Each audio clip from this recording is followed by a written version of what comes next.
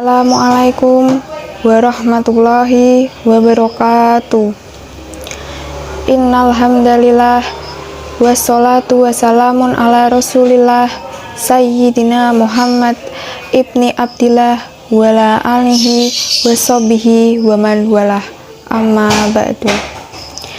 Hadirin rahimakumullah, marilah kita memuji kehadirat Allah Subhanahu wa taala yang selalu merahmati dan memberikan taufik serta hidayahnya. Sholawat serta salam kita panjatkan kepada junjungan kita Nabi Muhammad SAW, kepada keluarganya, sahabatnya, serta kita semua sebagai umatnya. Ketahuilah bahwasanya di dunia ini tidak akan kekal, bahwasanya kita semua akan menemui kematian kita. Kita akan berakhir umur kita. Kemanapun kita pergi, maka kematian akan datang. Kalau memang waktu yang diberikan oleh Allah Subhanahu wa taala telah ditentukan sudah datang, pasti akan datang pula kematian itu. Dan berakhir pula kehidupan kita di dunia. Kullu nafsin dha'iqatul maut, summa ilaina turja'un. Setiap orang punya jiwa akan kedatangan maut. Siapa yang membawa maut? Namanya Malaikul Maut. Kalau Malaikul Maut sudah membawa maut, maka dia mulai mewafatkan sampai meninggalkan dunia ini. Manusia tidak dapat mengkreasikan diri, baik memajukan ataupun upaya memundurkan ajal yang telah ditentukan.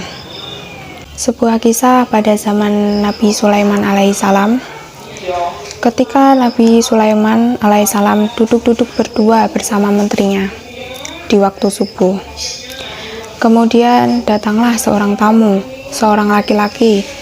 Tamu ini bercakap-cakap dengan Nabi Sulaiman alaihissalam, tetapi dia selalu melirik kepada menteri Nabi Sulaiman.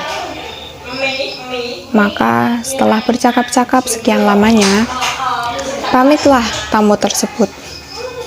Kemudian menteri Nabi Sulaiman bertanya, "Ya Nabi Allah, saya bertanya kepadamu, siapakah yang datang tadi?"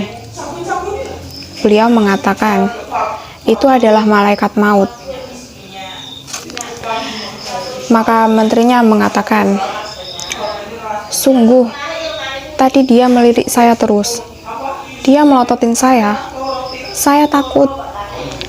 Oleh karena itu, saya memohon kepadamu, wahai Nabi Sulaiman, tolong saya dibawa ke tempat jauh sekali, yaitu di negeri India yang jauh sekali." Maka Nabi Sulaiman pun mengiyakan dan segera memerintahkan angin supaya membawa menterinya itu menuju ke tempat yang diinginkan, yaitu di India yang jauh dari negeri Syam. Maka sampailah muazir atau menteri Nabi Sulaiman di negeri India.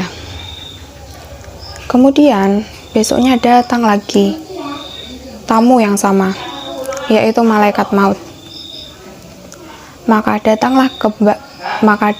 kepada Nabi Sulaiman. Nabi Sulaiman pun bertanya, "Wahai malaikat maut, kenapa engkau kemarin itu melirik dan melototin menteri saya?" Maka beliau mengatakan, "Saya juga heran Nabi Sulaiman. Saya sebenarnya ba'da duhur disuruh mencabut nyawa orang tersebut. Tetapi kenapa waktu duha dia masih berada di sisi panjenengan? Kemudian saya duhur ke sana. Ternyata dia sudah menanti di India." Subhanallah, itulah kematian. Kapanpun dan kemanapun juga, lari kemanapun juga ditakdirkan, Allah pasti akan terjadi. Allah berfirman dalam surat Al-Jumu'ah ayat 8 yang memiliki arti, Katakanlah, wahai Muhammad, sesungguhnya kematian yang kalian lari daripadanya pasti akan menjemput kalian. Kemudian, kalian akan dibawa kepada roh kalian, kepada Allah Subhanahu wa Ta'ala. Kemudian akan disampaikan apa-apa yang telah engkau kerjakan di dunia ini. Para pemirsa yang dimuliakan oleh Allah Subhanahu wa Ta'ala, maka yang paling penting bagi kita adalah mempersiapkan apa-apa yang menjadi bekal bagi kita untuk di akhirat kelak. Allah berfirman dalam surat Al-Hasr ayat 18 yang mengartikan, wahai orang-orang yang beriman, bertakwalah kepada Allah dan lihatlah masa depan kalian di akhirat kelak. Persiapkan apa yang engkau bawa bekal kelak berada di akhirat. Wattaqullah, bertakwalah.